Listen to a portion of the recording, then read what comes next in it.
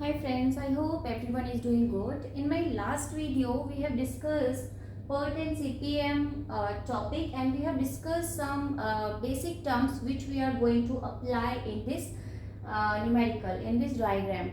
This is a PERT network which is given in the numerical, and we have to complete it and we have to find out the critical path method. So in this video, we will learn how to complete the PERT diagram.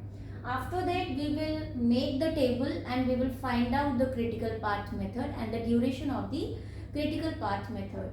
So let's start. This is a PERT network diagram, and now we have to calculate earliest time and latest time to find out the critical path method, to find out the critical path and the duration. First of all, we need to calculate earliest time and then latest time. So we will learn in this video how to calculate the earliest time and the latest time. Let's start. See, earliest time for forced activity will be always 0. So E1, earliest time for forced activity E1 will be always 0. Now we will find out E2. E2, E1 to 2, right? 1 to 2. So these are the durations 2 and 2, and here is 1.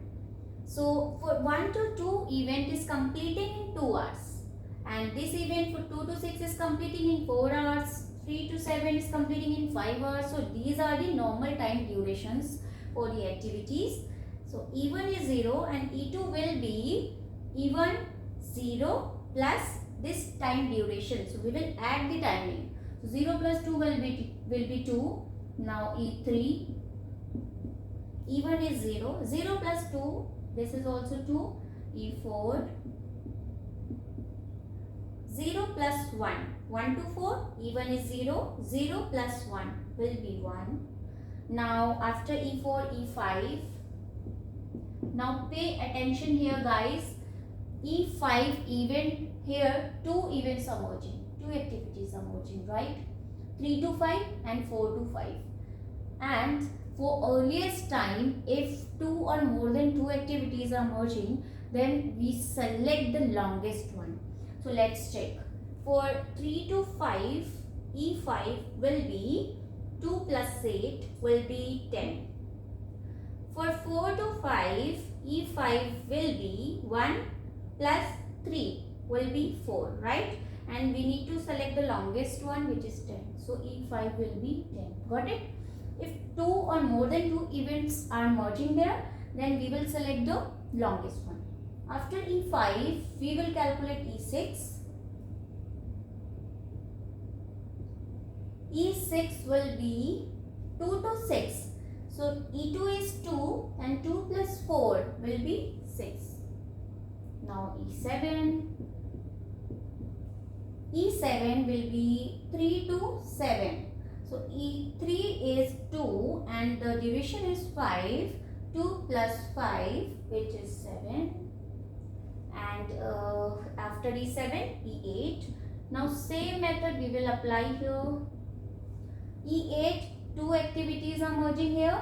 So 6 to 8. Let's check. 6 to 8. E6 is 6 and the duration is 1. 6 plus 1 will be 7. So E8 will be 7 for this activity, for this event. For this one, E7 and this one is timing is here 4. So E7 is 7 and the duration is 4. So 7 plus 4 will be 11. And according to the rule, we have to select the longest one. So we will take here 11. Got it? For 6 to 8, E8 will be 7. And for 7 to 8, E8 will be 11. 7 plus 4, 11. Fine. After E8, we will find out E9. E9 again, 2 activities are merging. So we will find out first for this one, E8, 9. So E8 is 11 and duration is 3. 11 plus 3 is 14. For 8 to 9, E8 will be 14. For 5 to 9, E8 will be 10 plus 5 will be 15, correct? So we need to select the longest one, 15. Got it? If two activities are merging or more than two activities are merging, then we will find out the earliest time for all, but we will select the longest one. Okay. Now we have selected earliest time. Now we will calculate the latest time. So latest time always will be the earliest last time, equal. Okay. So E9 is 15. So L9 will also be 15. Just pay attention here. This is the most important point. Always latest last time, this one will be always equals to earliest last time, E9, 15. Okay. Now how we will calculate the latest time? For earliest time we were adding the duration.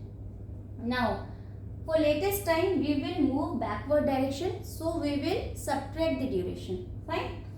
Okay, so after L9 we will calculate L8. Let's check L8.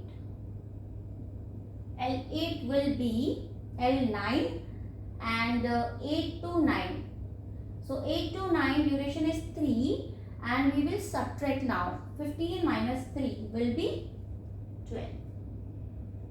After calculating L8 we will find out L7. L7 is 7 to 8. 7 to 8, L8 is 12. So 12 minus 4. 12 minus 4 will be 8. After L7 we will find out L6. So L6 will be L8, 6 to 8. So L8 minus duration, 12 minus 1, 11. After L6 we will calculate L5. L5 is 5 to 9. So L9 minus this duration, 15 minus 5, which is 10. After L5, L4. L4 will be 4 to 5. So this L5 minus duration, so 10 minus 3, which is 7. After L4, L3. See, pay attention here. L3. Two activities are merging, right? 3 to 5 and here 3 to 7. And we are calculating latest time. For latest time, we will select the shortest one. Okay.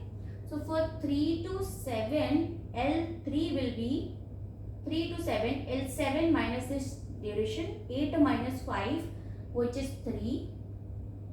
For the 3 to 5, for 3 to 5, this activity L3 will be L5 minus this duration, which is 10 minus 8 will be 2. So we will select the shortest one. So L3 will be 2. Correct? Now L2 will be 2 to 6. So L6 is 11. 11 minus 4 will be 7. Correct? Now we will find out L1. Now see. If you did the correct calculation, you will find out L1 0. Okay, let's check. Now see, L1, 3 activities are merging, right? So we will calculate L1 for all activities and then we will select the minimum, the shortest one. So for 1 to 2 activity, L1 will be L2 minus 2, 7 minus 2, which is 5. Okay, for 1 to 3. This event L1 will be L3 minus 2. 2 minus 2, which is 0. Fine. 1 to 4, L1 will be how much?